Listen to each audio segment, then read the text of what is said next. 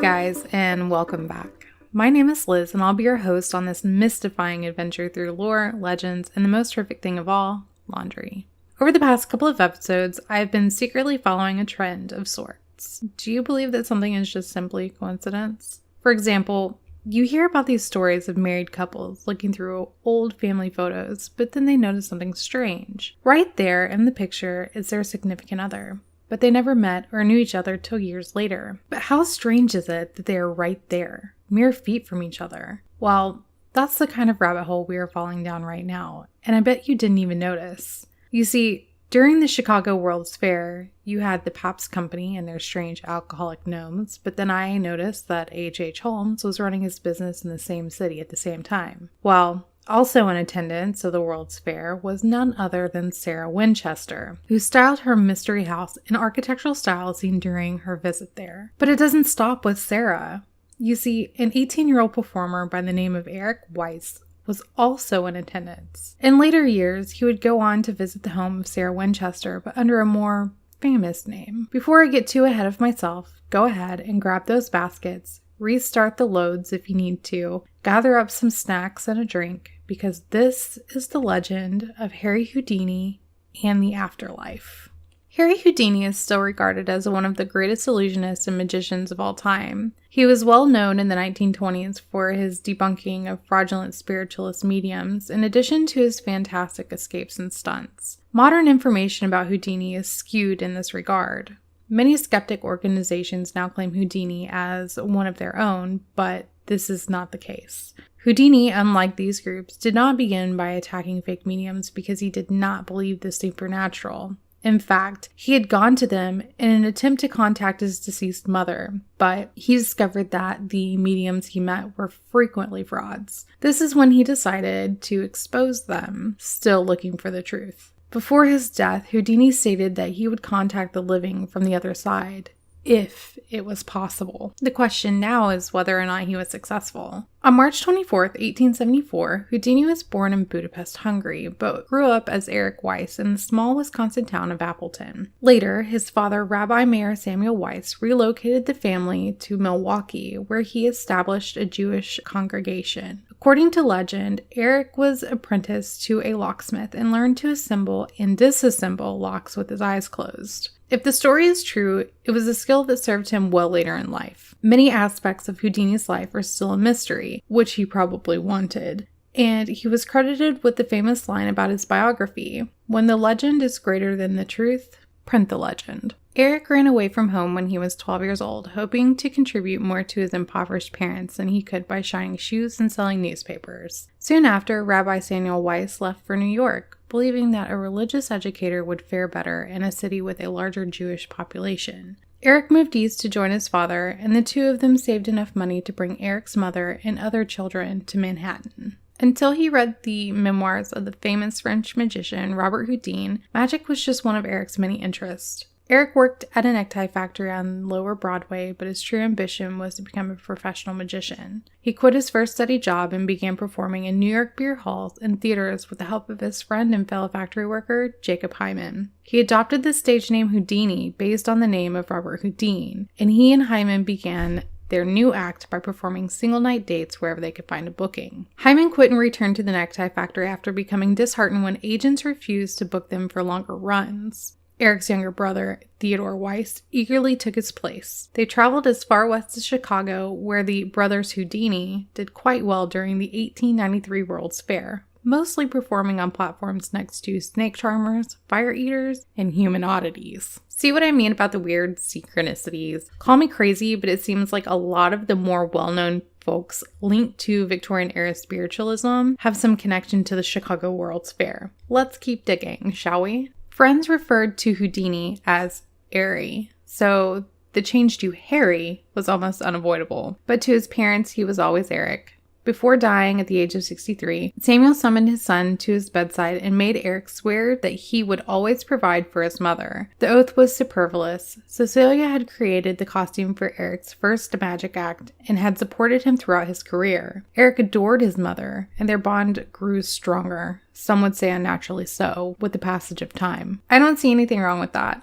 Who wouldn't get close to the only family they have left? I say, if you have a good relationship with your mom, good on you guys, because there are a lot of dysfunctional families out there. But then again, these were different times, so. Houdini continued to perform and travel. One of his most praised illusions was metamorphosis, in which an assistant was placed in a locked box and then switched places with the magician within seconds after a curtain was raised. Theo, nicknamed Dash by Houdini, would make the switch quickly, but Houdini's wife, Bess, was even faster. While performing at Coney Island, Houdini met Wilhelmina Beatrice Rayner. He was 20 years old when he married the tiny brunette singer, who weighed only 94 pounds and was even shorter than Houdini. He came in at a whopping 5 feet 6 inches, while Bess was an even 5 feet tall. Another fun fact, she wore a size 1 shoe. She really was a tiny woman. Anyway, Bess's widowed Catholic mother was furious, but Cecilia, who was understanding, welcomed the newlyweds into her home. Bess soon started working for her husband, while Theo went on the road with another girl, Madame Olga, as his assistant. In 1895, Harry, as we will refer to him from here on out, and Bess performed with the Welsh Brothers Circus, which had its winter headquarters in Lancaster, Pennsylvania. Harry sold soap, combs, toothpaste, and other necessities to his fellow performers when he wasn't performing magic. In his spare time, he enjoyed his new hobby of making handcuffs. He discovered how to open them using a hidden duplicate key, a small piece of metal, or bent wire. Every set of the same pattern could be opened with a single key. Harry was confident that he could escape from any type of manacle used by various police departments in the United States with just a few hidden keys and picks. He read everything he could find about locking mechanisms and began collecting various types of cuffs, disassembling them, and studying their mechanisms. And there you have it, the history of lockpicking.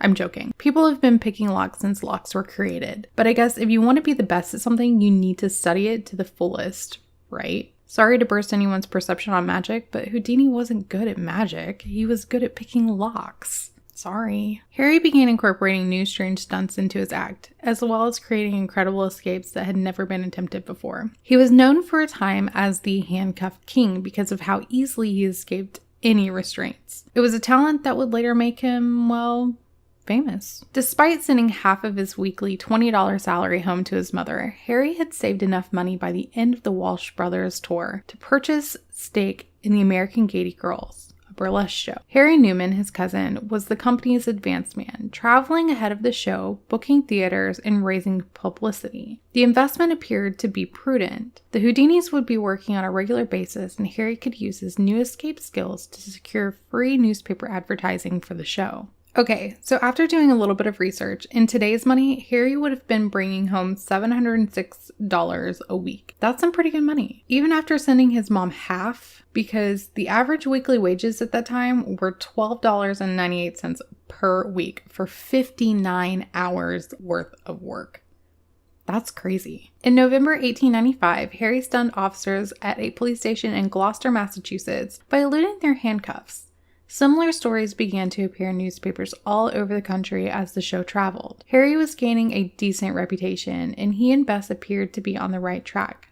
But, for the time being, it was not meant to be. When the company manager was arrested for embezzling the show's funds, the show was forced to close abruptly in Rhode Island. Disappointed, Harry agreed to tour Nova Scotia with Marco the Magician.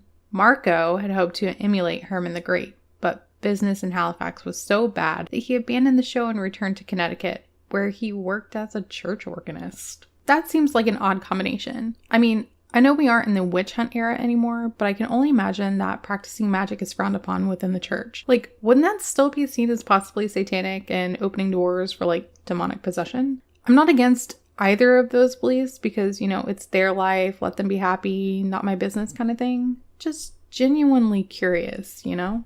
Harry remained in Canada, hoping to strike it rich on his own. He was playing in St. John, New Brunswick's capital, when he accompanied a recent doctor friend on his rounds in a mental institution. Harry watched in awe as a man in a straitjacket, locked in a padded cell, tried desperately to free himself. Harry became convinced that a straitjacket escape would be an effective one to perform on stage. He borrowed a straitjacket from a friend and then practiced it for weeks before attempting it in front of an audience. Volunteers eagerly buckled Harry in, carried him to a cabinet, and closed the curtains. He'd gained some wiggle room by rigidly crossing his arms as the sleeve straps were tightened. Squeezing every muscle, he pushed one sleeve and then the other over his head. Then he pushed his fingers through the canvas to open the straps. He twisted and turned until he squirmed free. He ripped the restraints off and burst through the curtains to take a bow. To Houdini's wonderment, nobody cheered. Because the audience had not witnessed his struggle, his escape had fallen flat.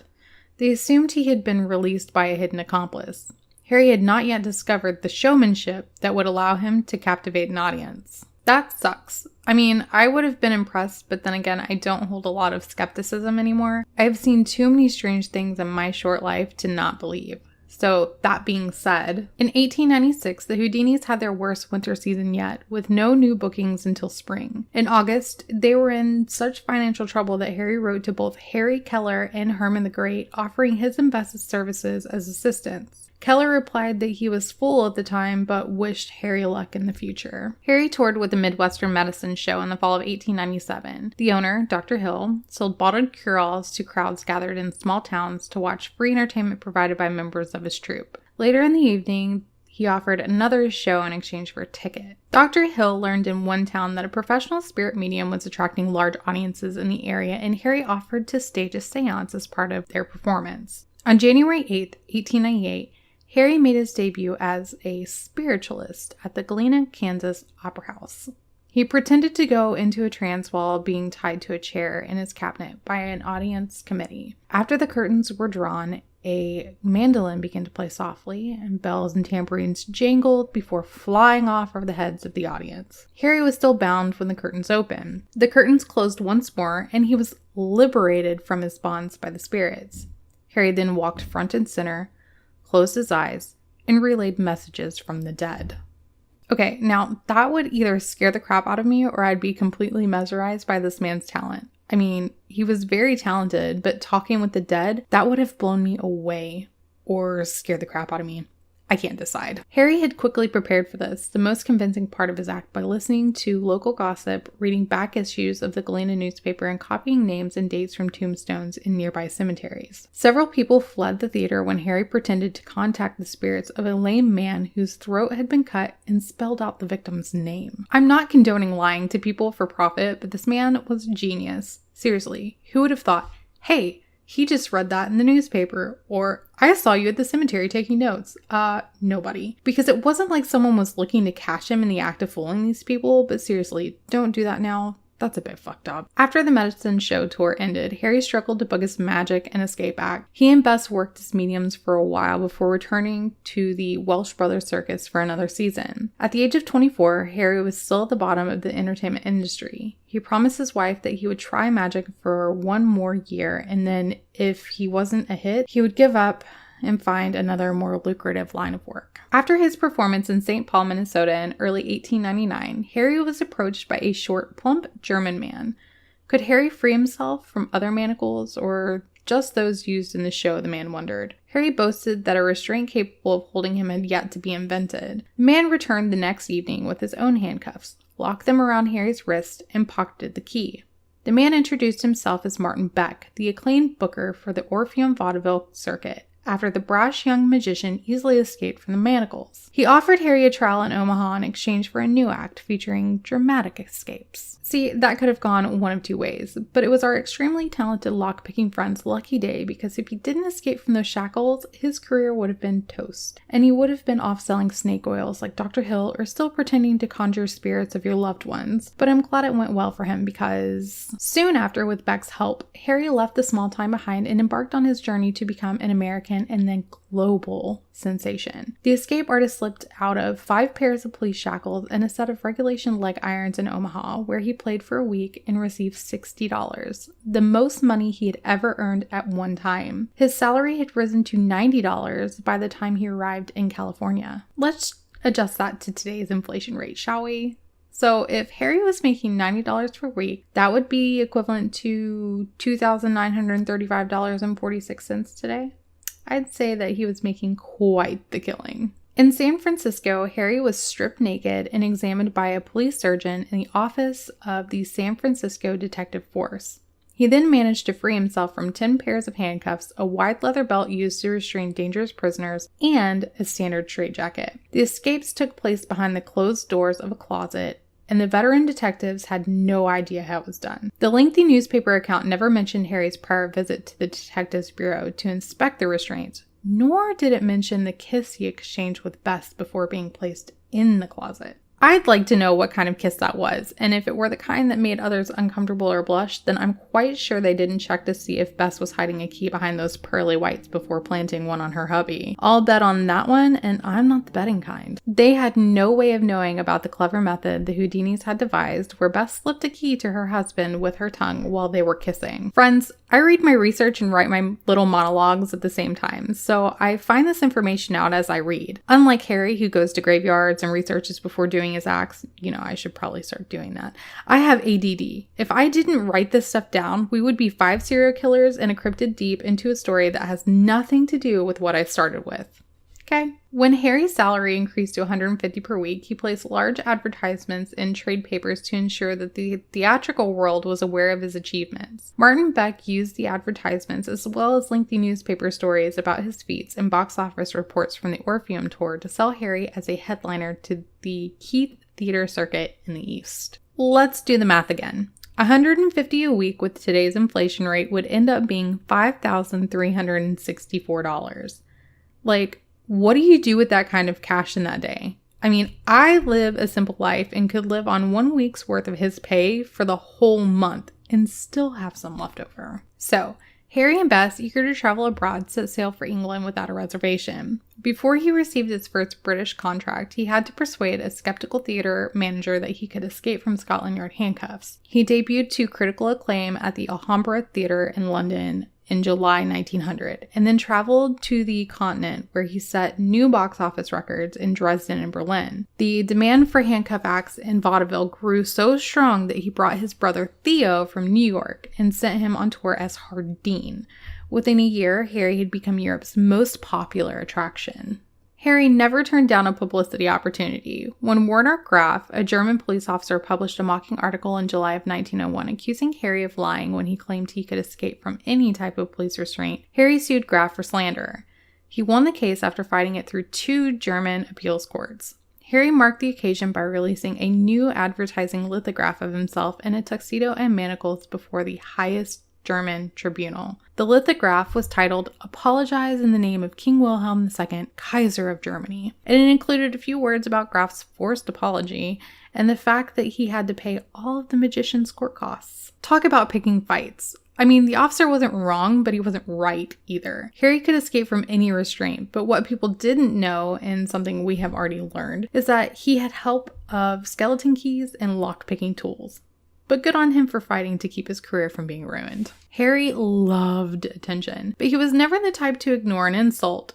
Ingilberto Clapini, a circus escape artist, advertised in 1902 that he had defeated the American in a handcuff competition. He most likely assumed that Harry would never see the advertisement, but he not only saw it, he traveled from Holland to Dortmund, Germany to confront his detractor. He took a seat in the stands while disguised. He sat through the show until Clapini announced to the audience that he had defeated Harry in an escape contest. At that point, Harry leapt into the circus ring, ripped off his disguise, and challenged a startled performer with a handful of banknotes. He'd given Clapini 5,000 marks if he could get out of a pair of Harry's handcuffs, and another 5,000 if Harry couldn't get out of his. I can see where this is going. Clapini agreed to let Harry put him in French leather cuffs the next night after being prodded by the circus's business manager. The business manager was shown the manacles before the show, and Harry demonstrated how the 5 cylinders could be turned to spell out clefs, the French word for keys, and open the handcuffs. Clapini confidently entered his cabinet, but the structure was moved to the side of the ring after 30 minutes so that the rest of the show could continue.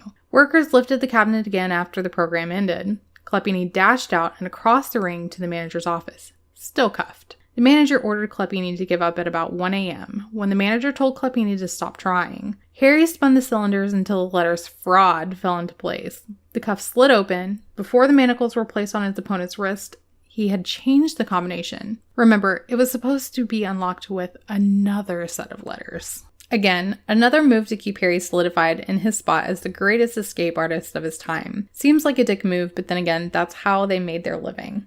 You want to keep making money and keep your head above water? You have to deal some low blows to keep it there. If the police didn't confront Harry in a city where he performed, Harry would confront them. During a performance in Moscow in May of 1903, he dared the Russian secret police chief to imprison him on one of the escape-proof jails on wheels designed to transport state enemies to Siberia. Harry had come across one of these strange horse-drawn vans on the street and examined it while the horses drank from a trough. Escape was impossible from the front, sides, bottom, and top, but the back entrance door was secured with a single padlock, located just below a barred window through which a slender arm could pass. Harry was stripped, searched, chained hand and foot, and then locked in the wagon. The police, who were watching from the far side of the courtyard, were turned away from the entrance door. Within 20 minutes, Harry had escaped. The outraged police refused to confirm his escape, but word spread quickly, and soon handsome lithographs depicting the American magician outwitting the Russian secret police appeared. As many of us know, you don't fuck with the Russians. They may have given us vodka, but that's about as nice as they get. But seriously, they had to be pretty pissed to be humiliated like that. Sounds like Harry was letting his ego get to his head, and he got a little too big for his britches, if you know what I mean. When Harry returned to America, he found himself in high demand. His exploits in Europe had been widely publicized in the United States, and he was soon selling out theaters across the country. 4 months after his return, he staged his most daring prison escape to date. In March 1906, officials locked the naked magician in a cell on Murderers Row in Washington, D.C. that had previously housed Charles Guiteau, President James Garfield's assassin. After locking Harry's clothes in another cell, the officers returned to the warden's office. Working quickly, Harry freed himself before opening all of the doors and transferring the prisoners from one cell to another. He encountered no oppositions, and the prisoners were thoroughly entertained, despite their surprise at the sudden appearance of a naked man. Harry locked the cells, dressed, and knocked on the warden's door after changing the cells of all the men on the entire cell block. The entire feat was completed in less than 27 minutes. I guess one way to not get killed whilst in a maximum security prison and dealing with actual murderers is to entertain them. I'll keep that in mind if I ever find myself in that situation, or for any of our listeners that find themselves in that situation. I really hope none of us do, but you never know.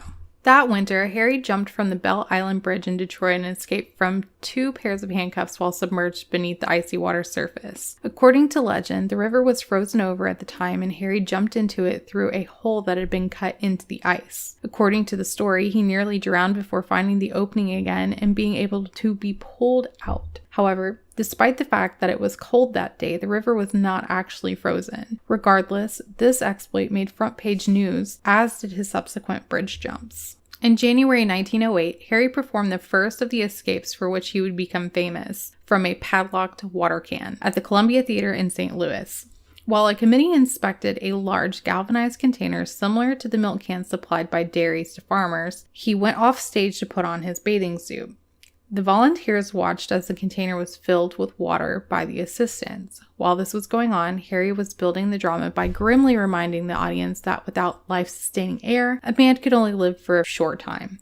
He advised them to begin holding their breath as soon as his head vanished into the tank. He stepped into the can with his feet first and quickly vanished into the water. Within 30 seconds, the majority of the audience was gasping for air. But Harry had not appeared. He was out of sight for almost 2 minutes. This feat of endurance earned him a standing ovation, but the most thrilling part of the performance was yet to come. Unless you actually train for something like that, you can't hold your breath for long, so I'm sure the scared audience is all over. Nowadays, we have freedivers and endurance performers that can hold their breath for far longer than Harry's 2 minutes. But that's still an amazing feat during that time. Harry's wrists were handcuffed this time, before he went back into the water-filled can. More water was poured into the can until it was overflowed onto the stage. His assistants quickly slid the top onto the can and secured it with 6 padlocks. Escape appeared to be impossible. Time began to tick away as a curtain was drawn around the can. Audience members who had gulped in another large breath of air as Harry vanished into the can now coughed loudly. The clock ticked. 30 seconds. 60 seconds. 90 seconds. Franz Kugel, Harry's chief assistant, emerged from backstage with an axe in hand, ready to break the locks and save the magician. He leaned against the curtain, listening intently, but there was no sound. 2 minutes went by, then 3. Kugel drew an axe. The tense atmosphere in the theater was almost unbearable. Something terrible must have happened. Audience members began shouting to the assistants on the stage, urging them to break open the locks and to free Harry. Kugel finally leaned forward with the axe and began to pull back the curtain around the milk can. Harry, dripping wet but smiling, ripped the curtain aside and stepped out into full view as he did. The rafters of the theater shook as he took his bow, due to the audience applause. In Germany, he was preparing for his next spectacular feat. In November of 1909, while performing at the Hansa Theater in Hamburg, he purchased a Voisin biplane after witnessing a short flight by a local aviator. Within a month, the showman was able to fly the plane on his own. He had been fascinated by the development of aviation since the Wright brothers flew at Kitty Hawk and dreamed of taking flight. He knew no one had ever flown over Australia, and he was determined to be the first. The crated biplane was stored in the hold of a ship, and Harry sailed for Australia in January 1910. Fun fact, we actually have one listener that resides in Australia. They make some damn good beer, and I know they are probably going to hate me for saying this, but you guys also made Bluey.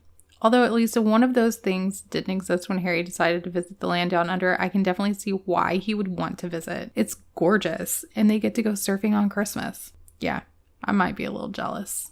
Harry was performing at Melbourne's new opera house and, as usual, planned a spectacular stunt to promote the show. More than 20,000 people lined the Queen's Bridge and the banks of the Yarra River on February 18th to witness the manacled escapologist plunge into the murky waters below. Less than a month later, at Digger's Rest, a field just outside of town, Harry flew the first plane on the continent in front of a much smaller crowd. Harry went to the field after his show, eager to take advantage of some good flying weather, and slept in the tent that served as a hangar for his biplane. His plane was wheeled out on the wooden planks that served as a takeoff area at 5 a.m. on March 16th. He put on a cap and goggles before climbing behind the wheel. The propeller was turned on, the mooring line released, and the engine began to roar. The plane shot forward and up, gracefully soaring into the morning sky. He circled the field before returning to the runway. The assembled audience applauded and laughed as the plane touched down. Going down in history as the first sustained flight in Australian history, Harry had concluded the flight with a perfect landing. The following year, while performing in England, Harry worked on a new device that would replace the padlocked water can and lead to even more acclaim. When it was finished, the new Chinese water torture cell was crated and stored until he needed another blockbuster attraction to supplement his act. I'm starting to think this man wasn't afraid of anything, especially things that might eventually kill him. Maybe he just wasn't afraid of dying because his ego had become so big. I will warn you though, if you have a weak stomach, you might want to skip over this next part. When he returned to the United States in the fall of 1911, he had been tied to a plank by 3 sea captains. He also escaped from a deep-sea diving suit despite the fact that the headpiece was bolted to the shoulders. Then he accepted his most unusual challenge yet. A sea monster that resembled a cross between a whale and a squid was discovered on a beach near Boston, and the Lieutenant Governor of Massachusetts challenged Harry to play Jonah. The manacled magician was dragged through a slit in the embalmed carcass on a theater stage. Assistants sewed the opening shut with a metal chain, wrapped it around the carcass, and padlocked it. Working behind a curtain, Harry was able to free himself in 15 minutes. He later stated that he would never try anything like it again because the fumes from the embalming fluid used by taxidermists inside the creature nearly killed him. I don't care how much someone is going to pay me, I will not be climbing inside a dead animal. That's just gross. I can bet that he was the only magician to do that trick. Just you. For those of you with a weak stomach, you can unplug your ears now. During the summer of 1912, Harry kept his name in the papers and huge crowds to the theaters where he performed by escaping from heavy wooden crates that had been nailed and boarded shut and then dropped in the river. He included the Chinese water torture cell in his act during his fall tour with the Circus Busch in Germany after performers in America, Europe, and Australia had copied his water can escape. Prior to the show, a committee of volunteers was formed to inspect the metal-lined mahogany tank as well as the cage that was to be lowered into the water-filled chamber. They examined the heavy enclosures on its ankles and the massive frame that was fitted over them after they snapped the cuffs on its wrist. Then Harry was hauled up, turned upside down, and lowered into the water. Assistants secured the tank's top and pushed a canopy over it to cover it. Until the drapes around the tank were closed, Harry was visible through the plate glass on the front of the tank. 2 assistants stood by with axes, ready to shatter the glass in the event of an emergency. After several minutes of suspense, Harry parted the curtains to thunderous applause. Talk about anxiety. Just thinking about being upside down in a tank of water and being locked down? No thank you. So many things could go wrong. Like, what if you didn't get to take a big enough breath before being lowered? What if you needed to sneeze or cough? Nope. Too much risk. Harry returned to the United States in the following summer in order to spend time with his mother. Cecilia was frail and weak, and her health was failing at the age of 72. Harry took a single month-long engagement at New York City's Hammerstein's roof garden in order to be close to her. The last time he saw her was at his farewell party when he returned to Europe. On July 17th, he was in Copenhagen being interviewed by several newspaper men when a cable arrived for him. Harry ripped open the envelope to discover that his beloved mother had passed away. He collapsed unconscious on the floor. He then broke his contract in Copenhagen, canceled the rest of his European engagements, and returned to New York for the funeral. It was the worst pain the great magician had ever known. His European tour did not resume until September. He frequently stated that his mother's death was a shock from which I do not think recovery is possible. The Great War broke out in 1914. Harry was working in the United States. Because European theaters were closed to him for the duration, he perfected a new publicity stunt to draw crowds to American theaters. A straitjacket escape performed while dangling high in the air, upside down and from the top of a building. More than 20,000 people gathered in Providence to watch him wiggle free from his shackles. Another 50,000 people gathered in Baltimore, and twice as many in the nation's capital. Harry completed the act by allowing the straitjacket to fall a dozen stories to the street below. Then, while still suspended in midair, he extended his arms and took a bow. In 1917, Harry registered for the draft. He probably knew he wouldn't be inducted at the age of 43, but he took advantage of the opportunity by performing at training camps, in Red Cross shows, and staging his straitjacket escape high above Broadway, while members of the Society of American Magicians and their wives sold war bonds in the streets. Harry had recently been elected president of the prestigious society, and new affiliates were being formed all over the country under his leadership. Even during the darkest of times, the death of his mother, the war, he was doing what he did best to make people happy. I've got to give him some brownie points for that. On January 7th, 1918, Harry debuted the largest illusion ever performed at the New York Hippodrome, or anywhere for that matter. He called it the Vanishing Elephant, and for this trick, he hired Jenny, a 10,000-pound pachyderm who was placed inside a wooden box the size of a small garage. Harry fired a pistol once she was inside. His assistants removed a circular section at the back of the box, allowing the audience to see through the stage curtains at the back, showing the elephant had vanished. With this baffling mystery, Variety editor Sim Silverman wrote, Houdini puts the title of escape artist behind him and becomes the master magician. There was no doubt about it. Houdini had arrived. But Houdini was a troubled man as well as a famous one. He was still depressed over his mother's death and became obsessed with it.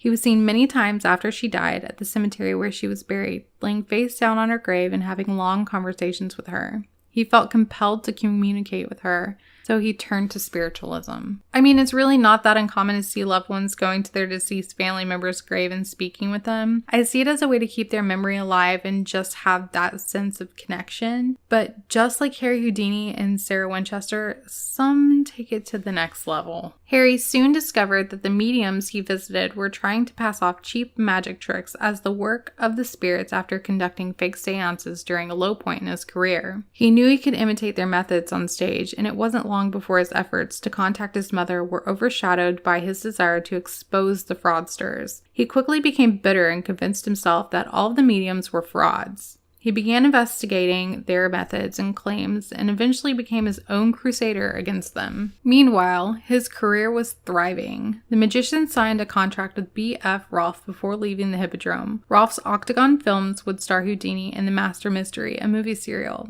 Harry would play Quentin Locke, an undercover Justice Department agent who used his escape artist skills to foil the movie villain's plans. Harry's character was buried alive in a gravel pit, tied in the bottom of an elevator shaft as the car was lowered to crush him, suspended upside down over boiling acid, and even strapped into an electric chair in various scenes. He always managed to survive, though. While filming one of the early scenes, Harry broke 3 bones in his left wrist, but production continued. When he returned to the Hippodrome in August, he had to wear a leather wrist support.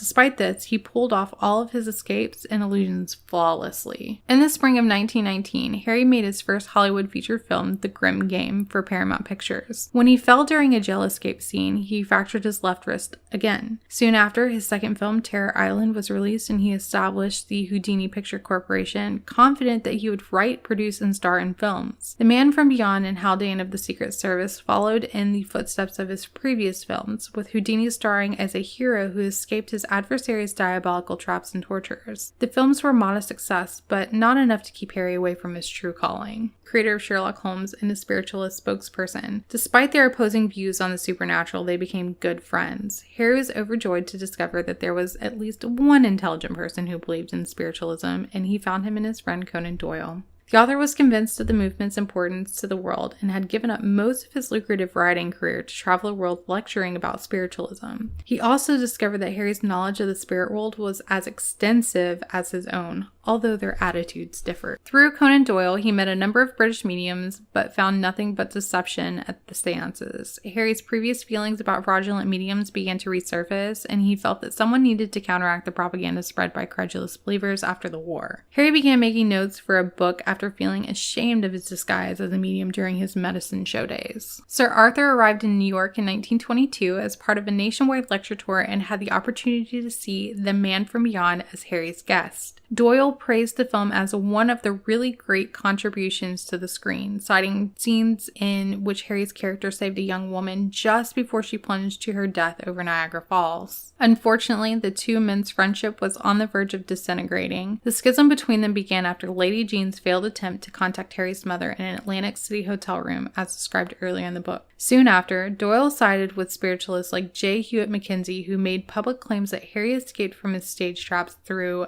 supernatural means. In retaliation, Harry launched a full-fledged assault on psychic fraud. During personal appearances to promote his film, The Man from Beyond, he projected slides of famous mediums and condemned the deceptions they perpetrated during their seances. In newspaper columns across the country, he answered questions about the methods of false mediums.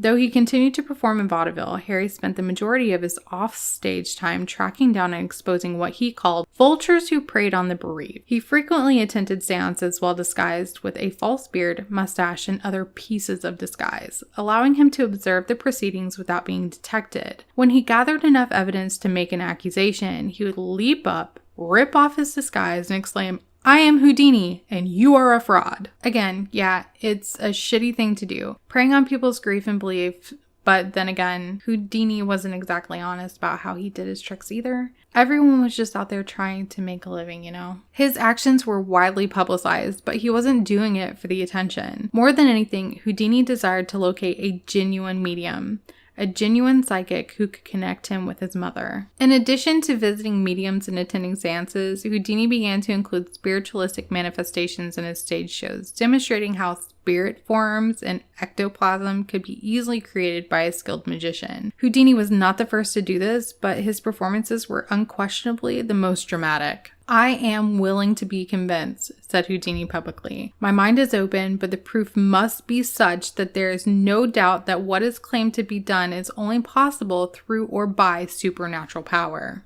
To demonstrate his open mind, the magician made a pact with a number of his friends, including Dunninger, that if he died, he would make contact from the other side if all possible. He devised a secret code with the one person he trusted the most, his wife Bess, so that if a message from the beyond arrived, she could tell it was truly from Houdini. Some have speculated that Houdini devised the death pact because he was already anticipating his own death, which was only 3 years away. But this is not the case. He was only trying to show that he believed in the possibility of the other side. I've had my fair share of family members and friends pass away.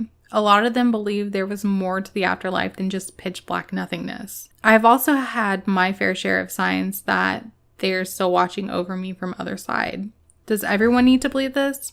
Absolutely not. Believe in whatever makes you comfortable or makes you happy. May it be that we go to heaven or hell, that we are reincarnated, or that we stick around as spirits. While Houdini was willing to believe in the unexplainable, he was not willing to put up with those he considered to be fools and frauds. He took a break from his vaudeville performances in 1923 to travel across the country on a lecture crusade against fraudulent mediums. The following year, his book, A Magician Among the Spirits, would be released. Later that year, in 1923, Houdini joined a panel assembled by Scientific American magazine that offered a reward to any medium who could prove their physical abilities were genuine. While Houdini was still on the road with his lecture tour, medium Nino Pecoraro, who would later be publicly exposed by Dunninger, applied for the Scientific American prize money. A telegram from Orson Munn, the publisher, brought the magician from Little Rock, Arkansas to New York for a test seance. Houdini literally exploded when fellow committee members planned to tie the Italian medium with a single long rope. He told them that even inexperienced escapologists could free their hands when trussed up in this manner. Houdini slashed the rope into short lengths and tied himself to the medium. The medium then produced no manifestations. Houdini resumed his lecture tour only to learn 3 months later that the investigation panel had reached a deadlock over a medium named Mina Crandon, who went by the stage name Marjorie. They stated that they believed Crandon was genuine and that they were willing to give her the $2,500 reward. J. Malcolm Bird, an associate editor at Scientific American, was a fan of Crandon's and eager to lend her the magazine's support. He let the press know about the panel's favorable findings. One headline read, "Boston Medium Baffles Experts. Houdini's the Magician Stumped," exclaimed another. Houdini, who had not even been present during Crandon's investigation, was astounded that the magazine would even consider approving a medium he had never seen. Orson Munn, the publisher, summoned him for a consultation and publicly stated to Scientific American that if he failed to expose Marjorie as a fraud, he would forfeit 1,000 of his own money. Sir Arthur Conan Doyle, an avid supporter of the medium, was outraged when it was revealed that Houdini would now be involved in Marjorie's investigations. He called it a capital error to include a spiritualist opponent in the investigation. "The commission is, in my opinion, a farce," he wrote. Mina Crandon, on the other hand, seemed to relish the opportunity to pit herself against Houdini. The prize money meant nothing to his wealthy woman, but the chance to win the approval of such a prestigious committee at the expense of the mighty Houdini proved too strong to resist. Houdini took the train to Boston with Orson Munn, and on the way, he reviewed the findings of his colleagues on the investigation panel. To his mind, the investigation had been handled poorly from the start. Marjorie did not perform as well as other mediums under the same test conditions. She was permitted to conduct her test seances at home in Boston, which opened the door to the possibility of fraud. During the proceedings, the majority of the committee members had taken advantage of the Crandons' generous hospitality, staying in their home, eating their food, and enjoying their company. Houdini believed that this had severely harmed their objectivity, and it was later revealed that accepting food and a bed from the Crandons was the least of their problems. One investigator had borrowed money from Marjorie's husband, while another was hoping to gain his support for a research foundation. Worse, the distinguished panel was well aware of Marjorie's physical appeal. Years later, at least one committee member would recount his amorous encounters with the famous medium. Mina Crandon certainly sparked controversy in the early 1920s, but she was a rather unlikely medium. Sounds to me like they were trying really hard to have some kind of leverage over the committee. It just sounds super fishy to me. Handing out money, wanting support for research, and then using your beauty to flirt with the members of the committee? I don't know. Mina Stinson, the daughter of a farmer, was born in Ontario in 1888. She moved to Boston at the age of 16 to play the piano, cornet, and cello in local bands and orchestras. She married Earl P. Rand, a grocer, after working as a secretary, actress, and ambulance driver. They had a son. They were happily married until a medical procedure introduced her to Leroy Goddard Crandon, a prominent surgeon and former Harvard Medical School instructor. In 1918, she divorced Rand and married Crandon a few months later.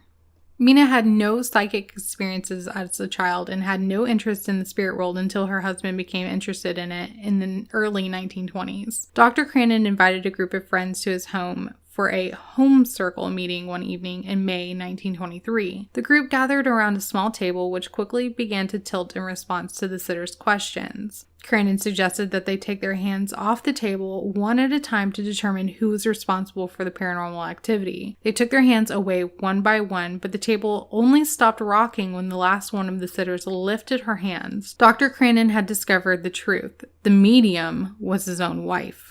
So we're going to go a little off track here and learn a bit more about Mina, aka Marjorie, but it will all make sense in the end. Here we go. Mina thought being a medium was a silly idea at first. The Crandons held seances after seances at their home throughout the summer in 1923. Mina seemed to learn a new skill every time. Dr. Crandon appeared to only need to read about a new spirit manifestation before his wife could replicate it. Within a month of her first official seance, Dr. Crandon announced a plan to hypnotize his wife in order to make contact with the psychic control who served as her spirit guide. Mina initially resisted the idea, claiming that she didn't want to miss any of the fun while she was hypnotized. Eventually, she yielded to her husband's wishes and a male voice could be heard in the Crandon home circle. It's a demon. Mina fucked around and found out in the worst possible way. She is now possessed. I'm kidding. The voice turned out to be Mina's brother Walter Stinson, who was killed in a railroad accident in 1911. Walter's spirit became a regular presence in the Crandon seance room after that.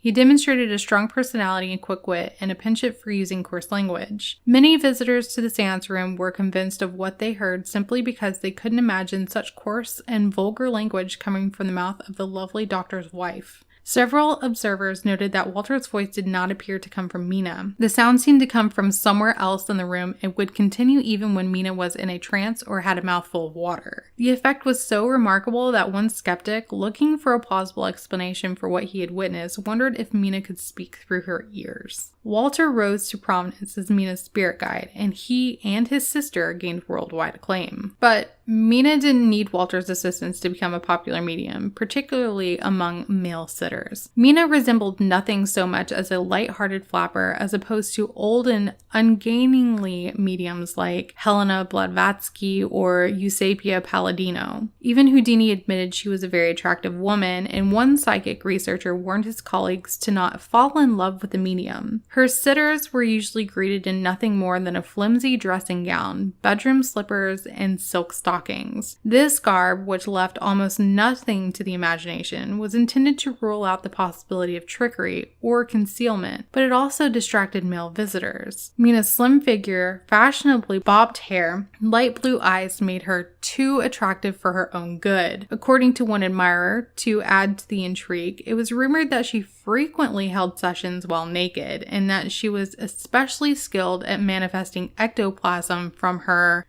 downstairs lady bits. I don't even know what to say on that one.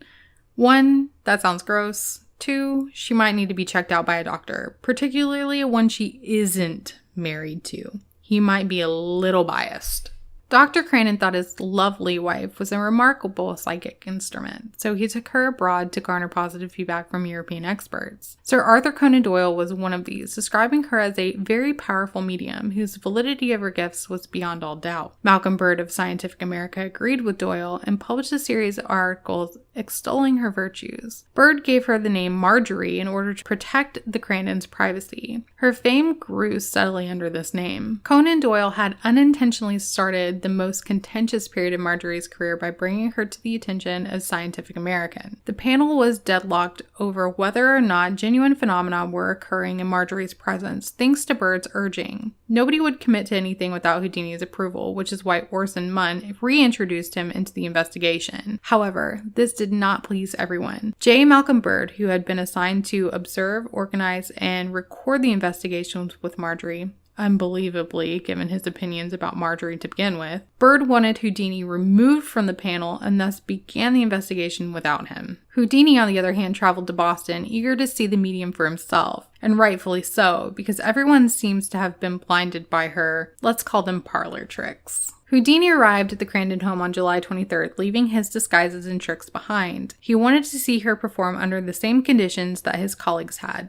Meanwhile, the medium relished the prospect of converting the notorious debunker to her cause. Some observers saw the seance as a litmus test for Marjorie's authenticity, as well as spiritualism itself. Houdini stood there and watched as a spirit bell rang, a voice in the darkness called out to him, and a megaphone crashed to the floor at his feet. If these manifestations moved him, he didn't show it. When the lights were turned back on, Houdini thanked his host and exited. However, on the way back to the hotel, he finally expressed his feelings. "I've got her," he declared. "All fraud." Houdini was impressed by what he saw at the Crandon home, and especially by Marjorie, though not by her supernatural powers, he quickly assured Orson Munn. That night, at his hotel, he explained how and why his conclusions about Marjorie differed from those of some panel members. The ringing of a spirit bell box, a small wooden clapper box that sounded an electric bell when pressed on the top, had perplexed the panel. Despite the fact that sitters on either side of her held Marjorie's hand and her feet were in contact with theirs, the bell box rang frequently during the seance, which she attributed to Walter. The bell box was usually placed on the floor between Marjorie's legs, but Houdini insisted on having it placed at his own feet. Regardless, the bell rang several times. I had rolled my right trouser leg up above my knee, Houdini explained. I had wrapped a silk rubber bandage around the leg, just below the knee, all day. The part of Miss Crandon's leg below the bandage had become swollen and painfully tender by night, giving me a much keener sense of feeling and making it easier to notice the slightest sliding of her ankle or flexing of her muscles. I could feel her ankle sliding slowly and spasmodically against mine as she gained space to lift her foot off the floor and touch the top of the box. In other words, the ringing of the bell was caused by Marjorie's foot, not a spirit. Another of the evening's mysteries had involved a megaphone that had levitated in the air above the sitter's head, according to Walter's spectral voice. Houdini told Walter where to throw the object, and Walter instructed him to throw it in his direction. The megaphone fell to the floor in front of him a few moments later. Houdini had an explanation as well. Earlier in the evening, when one of Marjorie's hands was free, she grabbed the megaphone and wore it like a dunce cap. No one could have seen her do this in the total darkness of the seance room. She later swung her head forward and made the megaphone fly across the room. "This is the slickest ruse I have ever seen," said Houdini. "This is the dumbest attempt at being a psychic or medium that I have ever heard. Helen Duncan, another spiritualist/medium from across the pond, performed better tricks than this. We may touch on her later. This is just laughable at this point." Houdini refused to speak publicly about Marjorie after his first seance. He did not express his feelings about what had happened that night. Instead, he requested that more stringent tests be carried out. It was rumored that Marjorie had outwitted Houdini and that perhaps her abilities were genuine after all. Houdini ignored all of this and began planning additional seances. Houdini devised a special fraud preventer cabinet, a crate with a slanted top and openings on the top and sides for the medium's head and arms to ensure proper control of future sittings. Marjorie's movements and opportunities for deception would be severely restricted once she was inside.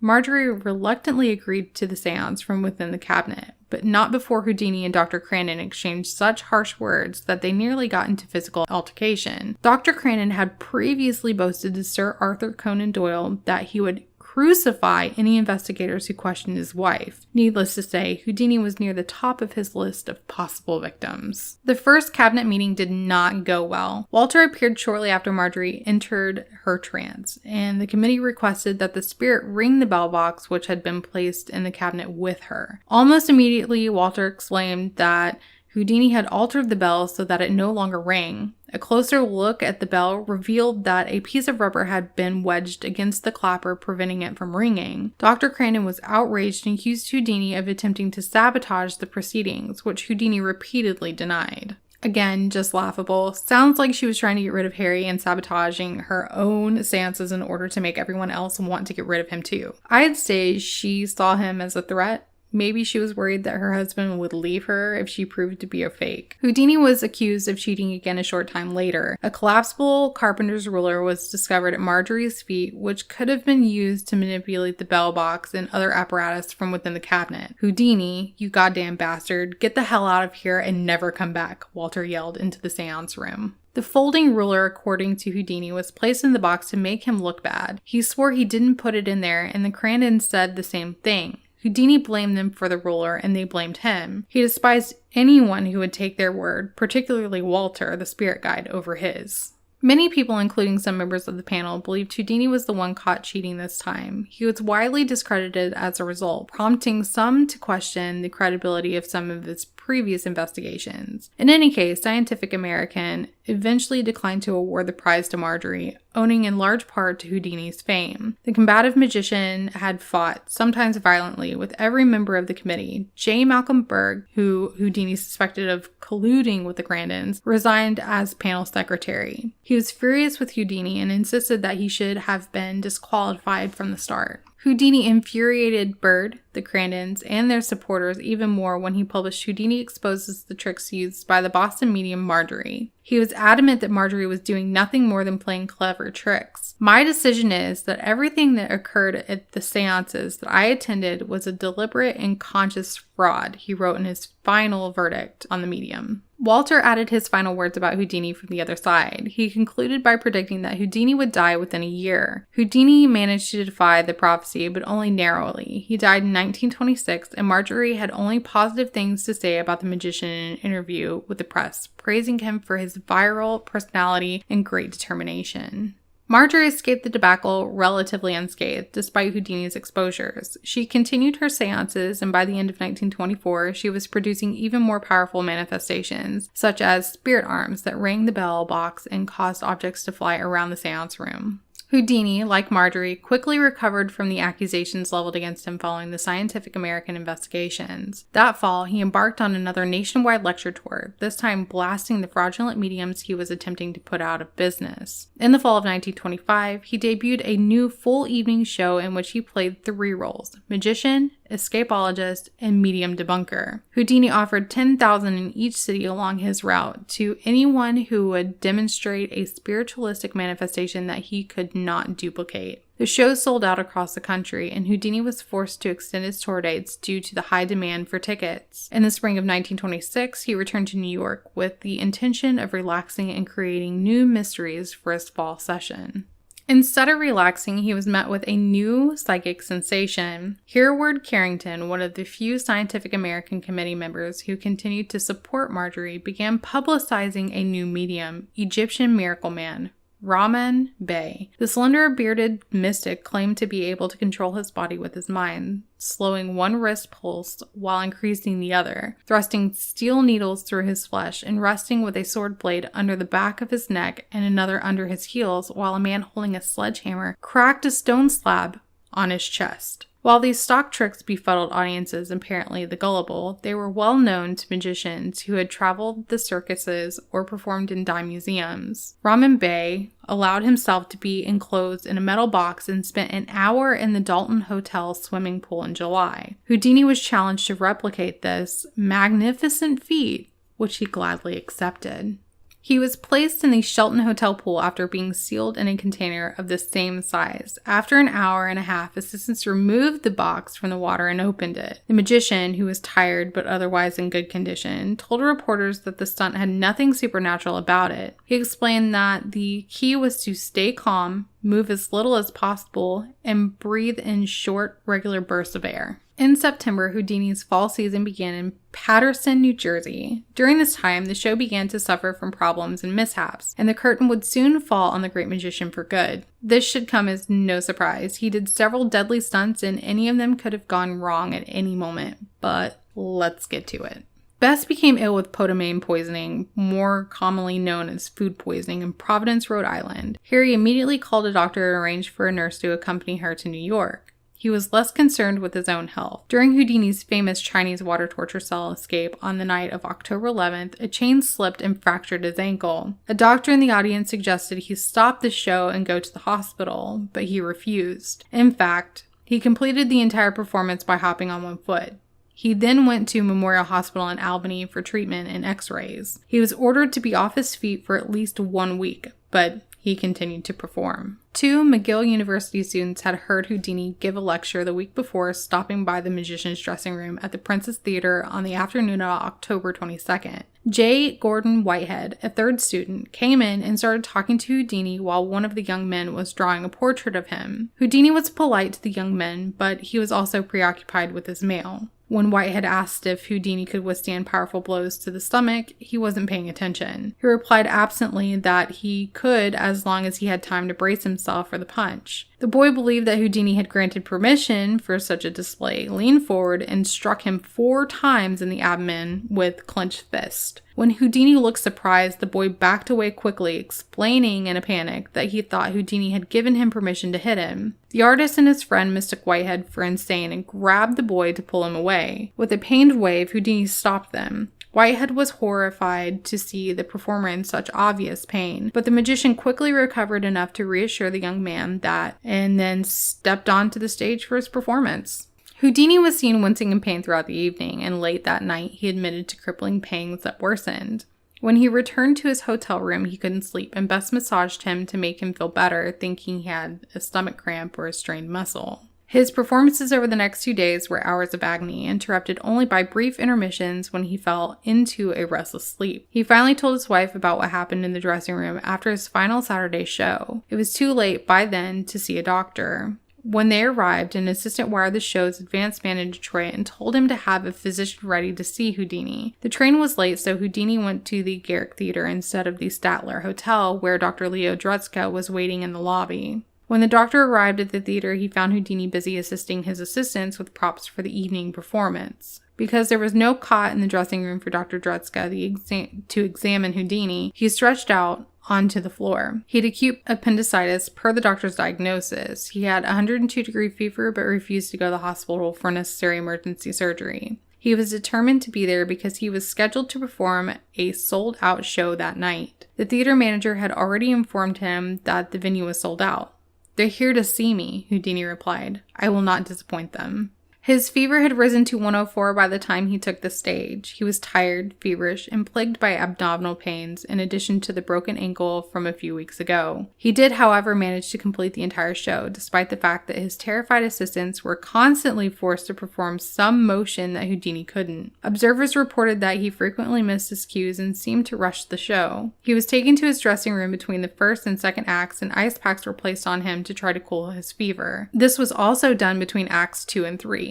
Toward the end of the evening, he began performing little magic with skills and coins, card slides, and accepting audience questions and challenges. He stayed on stage until the third act, when he turned to his chief assistant and said, "Drop the curtain, Collins. I can't go any further." He literally collapsed where he had been standing when the curtain closed. Houdini was assisted back to his dressing room, where he changed his clothes but refused to return to the hospital. He returned to his hotel, still believing that his pain and illness would go away. The hotel physician was not summoned until early morning hours, when Bess threw a tantrum. In turn, he contacted a surgeon and Houdini was rushed to the hospital against his will. An operation was immediately performed, but the surgeon agreed that he had little chance of survival. His appendix had ruptured, and despite the efforts of medical professionals, Bess was advised to contact family members. Despite his critical condition, Houdini managed to survive until the early afternoon of October 31st. In the dim light, he turned to Bess and his brother Theo, whom he affectionately referred to as Dash, and said quietly,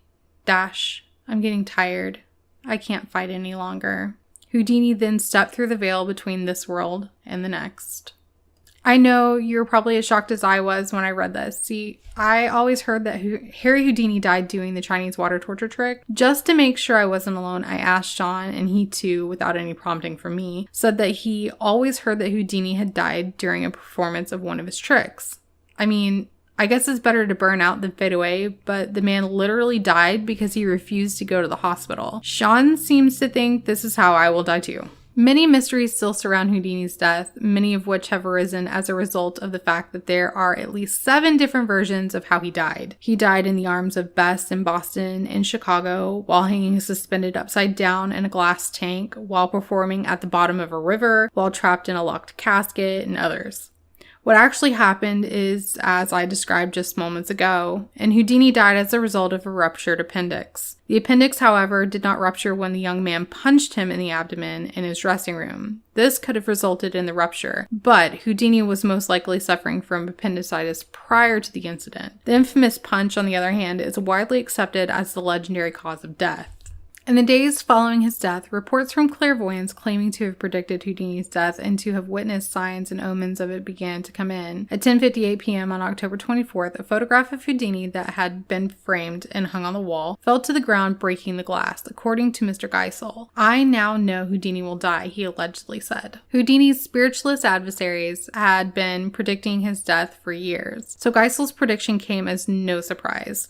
They had to be correct sooner or later. Marjorie's spirit guide, Walter, had given him a year or less in 1924, and he was not alone. Sir Arthur Conan Doyle and others in his home circle recorded an ominous message about the magician several months before his death, according to Sir Arthur Conan Doyle. "Houdini is doomed, doomed, doomed," read the message. On October 13th, a medium named Miss Wood wrote to novelist Fulton Auerseller, saying 3 years ago the spirit of Dr. Hyslop said the waters are black for Houdini, and he foretold disaster would claim him while performing in a theater. Dr. Hyslop now claims that Houdini's injury is more serious than previously reported and that his days as a magician are over. According to some accounts, Houdini had foreknowledge of what was to happen. Among his clippings was one from 1919, which showed a comedian named Sidney Drew collapsing on stage in Detroit. The performer had fallen ill in St. Louis and had continued to play despite medical advice until he couldn't go any further in Detroit. Those who discovered this clipping among Houdini's belongings must have thought the comedian's death was eerily similar to Houdini's own. It's unclear why the magician would have saved it. Yeah, I find that a bit odd as well. Did Harry Houdini fake his own death? Is this going to turn out into one of those cases where people see him years later on a beach somewhere, like Elvis and Hitler? After Houdini's death, his friend and fellow magician Joseph Dunninger told him an eerie story. He claimed that Houdini called him in New York early one morning in October of 1926 and asked him to come with his car to West 113th Street because he was in a hurry and needed to move some things. He asked Dunninger to drive through the park once the car was loaded. Dunninger claimed that as they approached the exit on Central Park West near 72nd Street, Houdini grabbed his arm and urged him to return to his house. Dunninger, perplexed, inquired if he had forgotten anything. "Don't ask questions, Joe," Houdini said. "Just turn around and go back." Dunninger drove back to the house, and when they arrived, Houdini climbed out of the car and stood in the rain staring at the house. He stood there for a few minutes, water dripping down his face and soaking his clothes, before getting back into the car and remained silent for some time. Dunninger drove away, and as the two men approached the park's western exit, he noticed Houdini's shoulders began to shake. He was sobbing. When his friend asked what was wrong, Houdini replied rather cryptically, "I've seen my house for the last time, Joe. I'll never see my house again." As far as I know, Dunninger added later, he never did. Not long after Houdini's death, the famous Houdini seances began and continue to this day, despite Houdini Estate's official sanction having ended years ago. While Bess intended to honor her husband's request about attempting contact with him after death, this may not have been the driving force behind her search for the secret code that he promised to send her from beyond the grave, if possible. Bess, like her husband after his mother's death, was at a loss for what to do with her life now that Houdini had died. They had been together since Bess was a young woman, and she had lived inside his closed world for decades, serving as his wife and assistant. In a very real sense, she had been his partner, and he always stated that Bess was his beloved wife and the only one who ever helped me in my work. Although their life had not been perfect, it had never been dull. And despite Houdini's enormous ego, he never concealed the fact that he relied entirely on her. Bess appeared to be drifting and empty without him. It's not surprising that she craved another conversation with him. But her life moved slowly. While she was not wealthy, Houdini had left her a trust fund and substantial amounts of life insurance. She had to pay large inheritance taxes, but she had enough to live comfortably for the rest of her life. She sold their West 113th Street home, relocated to Payson Avenue in another part of town, and became engulfed in alcohol and misery. She considered opening a tea room and touring with the vaudeville act, but neither of these ventures took off. She soon found herself wasting time attempting to contact her husband. She would lock herself in a room with his photograph every Sunday at the hour of his death and waiting for a sign. She spread the word that she was expecting a secret message from her husband, and word got out that Bess had offered $10,000 to any medium who could deliver a genuine message from Houdini. Almost every week, a new medium claimed to have cracked the code, but none did until 1928, when famed medium Arthur Ford announced that he had a message for Bess. He told her that the message had come from Houdini's mother and had only one word: forgive. Bess then made a startling announcement claiming that Ford's message was the first she had received that had any appearance of the truth. In November, Ford received another message, this time from Houdini himself. The medium relayed an entire coded message while in a trance. Rosabelle, answer, tell, pray, answer, look, tell, answer, tell. Bess invited Ford to her home after receiving this information, and he asked her if the words were correct. She said they were, and Ford asked her to take off her wedding ring and explain what Rosabelle meant to everyone in the room. This was the word that authenticated the message, a secret known only to Bess and Harry. It was the title of a song that had been popular when they first met at Coney Island. The remainder of the message was a series of code words that spelled out believe. The code was one that the Houdinis had used during their mind-reading act while touring with the circus in the early days. Why does this seem like another case of someone doing their research in order to scam people? Poor Bess. All she wanted was to feel some sense of closeness to her one true love again. This appeared to validate the message and to be the final clue that Houdini had promised to relay from the next world. But did Houdini ever communicate with the other side?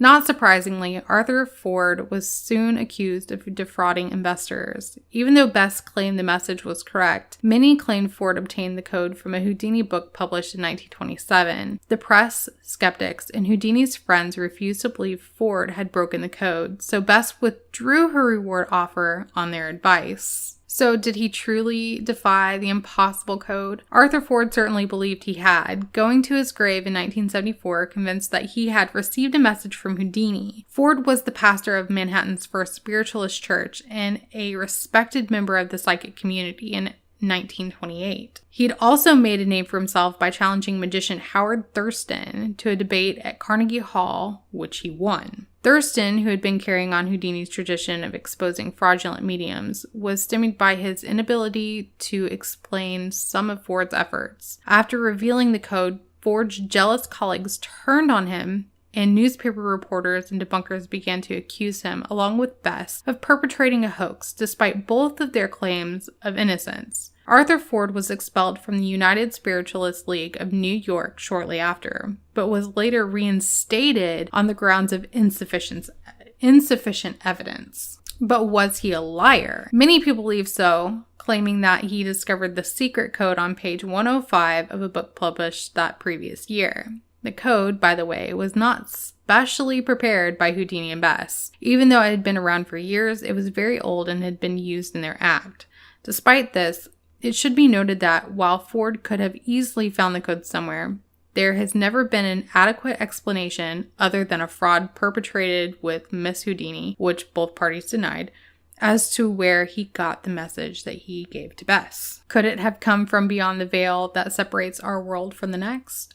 Bess Houdini continued to hold seances in the hopes of communicating with her late husband, but she began to lose hope as the years passed. The final official Houdini seance took place on Halloween night, 1936, 10 years after Houdini's death. On the roof of the Knickerbocker Hotel in Hollywood, a group of friends, fellow magicians, occultists, scientists, and Bess Houdini herself gathered. The gathering was organized by Eddie Saint, a former carnival and vaudeville performer who also worked as a magician. He'd been recommended to Bess a few years ago in New York to act as her manager, but concerned friends had actually hired him to keep an eye on her and protect her from being taken advantage of. A genuine affection developed between them, and they eventually began sharing a bungalow in Hollywood, which Bess had enjoyed living in during her husband's brief film career. Radio provided coverage for the final Houdini seance, which was broadcast all over the world. Eddie Saint took command of the proceedings and began by playing Pomp and Circumstance, a tune that Houdini had used to begin his act in later years. Every facility that might aid in opening the pathway to the spirit world has been provided tonight, he said to radio listeners. A medium's trumpet, a pair of slates with chalk, a writing tablet and pencil, a small bell, a huge pair of silver handcuffs on a silk cushion rest in the inner circle. Saint continued coverage of the event, finally crying out to make contact with the late magician. "Houdini, are you here? Are you here, Houdini? Please manifest yourself in any way possible. We have waited, Houdini, oh so long. Never have you been able to present the evidence you promised, and now, this, the night of nights, the world is listening. Harry, levitate the table. Move it. Lift the table. Move it or wrap it. Spell out a code. Harry, please. Ring a bell. Let its tinkle be heard around the world." Saint and the rest of Bess's inner circle tried for over an hour to contact the elusive magician before giving up. "Miss Houdini, the 0 hour has passed," Saint finally said to Bess. "The 10 years are up. Have you reached a decision?" The mournful voice of Bess Houdini then echoed through radio receivers around the world. "Yes, Houdini did not come through," she replied. "My last hope is gone. I do not believe that Houdini can come back to me, or to anyone. The Houdini shrine has burned for 10 years. I now, reverently, turn out the light. It is finished. Good night, Harry." The seance ended, but a tremendously violent thunderstorm broke out, drenching the seance participants and terrifying them with the horrific lightning and thunder. They would later discover that this mysterious storm had only occurred above the Knickerbocker Hotel and nowhere else in Hollywood. Some speculated that Houdini did, in fact, appear, as the flamboyant performer may have made his presence known through the spectacular effects of the thunderstorm. I would have believed that to be a sign, a freak thunderstorm that only happens above one building. Either the whole group was stretching the truth on that one, or it really was Houdini letting his wife know that he was still there. Lies or legends, who really knows? Houdini was and still is a mystery. On the one hand, he was an open-minded seeker of truth, but on the other, he was an outspoken denier of all things supernatural. If a man can be said to be gone but never forgotten, it should be said of Harry Houdini. He's truly an American enigma, much like spiritualism itself. Well, friends, it's that time again. I want to thank all of you for listening, and if you have enjoyed listening to this podcast, I ask you to please subscribe, like, or leave us a written review. We absolutely love hearing from all of you. We can be found on all major podcasting hosts, but if there's one that you prefer and we are not hosted on there, let us know at lorelegendslaundry@gmail.com, and we will put it on there. We're officially on Facebook and Instagram. You can find us by typing in facebook.com/Lore Legends Laundry. With Instagram, do the same, instagram.com/Lore Legends Laundry. As these are the sites that we share pictures of our locations and interact with all of you throughout the week. Until next time, bye guys. And don't forget to switch the laundry.